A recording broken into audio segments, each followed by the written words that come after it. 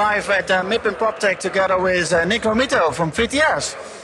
How you doing? Yeah, thank you. Very good. Nick, what is VTS doing for our international viewers?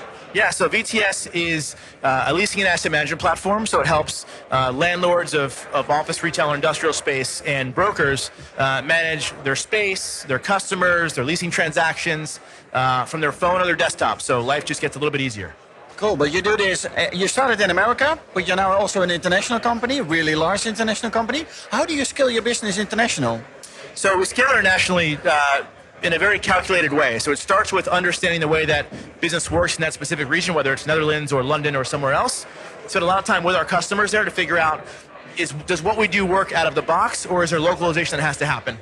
From there, spending a lot of time with the actual users. So the brokers, the asset managers, and making sure that as we beta test with them, everything's working the way it should be. So it's really a partnership strategy versus just to kind of hand you the keys to the car and drive. We build it with them, which has worked for us over the past 7 years. Okay, nice. And then you were in the news this beginning of the year with raising a lot of money, becoming also a unicorn. What is that? What has that meant to you to become a unicorn?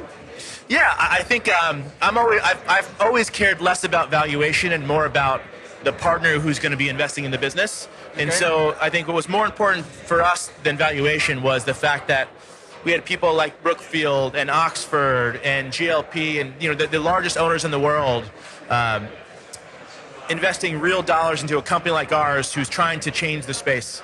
I think having the support of the market is super important, and that was a great validation of that. Well, how do you see real estate is adapting technology then? Is it changing over the last couple of years? Oh, I think it's at light speed, right? Like the amount of change happening over the past probably 2 years is far superior than the past 30.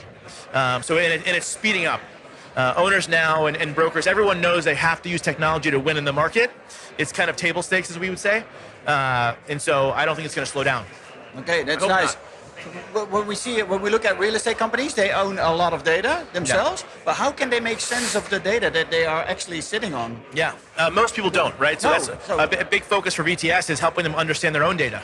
Everybody wants to understand market data, and it starts with your own information. That's table stakes. You have to understand the basics of what you have before you can start leveraging the larger network of information. And so I think now people understand that. You're seeing a couple things change, which is interesting. You're seeing new roles within organizations open up for heads of innovation or heads of data, which those are roles that did not exist in real estate 5 years ago. No. So it starts with the people, and then it's the strategy, and then it's the data. Okay, so well, now back to your own company, your PropTech company. But how do you build a PropTech company where you also like to do some surfing? Yeah, I try to make as much time as I can. It gets very difficult. Yeah. But I'm a weekend warrior. So I surf on the weekends. And during the week you build a company. That's it. Yeah. How many people are you having right now at VTS working? 235. Wow. I think, and we hired 40 people last quarter. So we're trying to get to 250 this year. We'll see if we hit it, but growing like crazy. Cool. One last question to you. What would be your main advice to new kind of PropTech companies that are just coming into real estate? What do you think they really need to do? Yeah, I think you have to be very resilient. I think it's easy to get demotivated when you hear no from a couple customers. We heard that for a long time, but you have to believe in your mission and what you're doing, and keep forging ahead. Right? Like the word no should be the biggest motivator you have. Okay. Because eventually you're going to get a yes. Right? And sometimes it just takes one yes to get to that next yes. And so I would say be resilient, push forward, and yeah, that's what we did. Try to make it happen. That's it. That's it. Well, thank you very much, Nick, and hope to see you soon. Likewise. Cheers.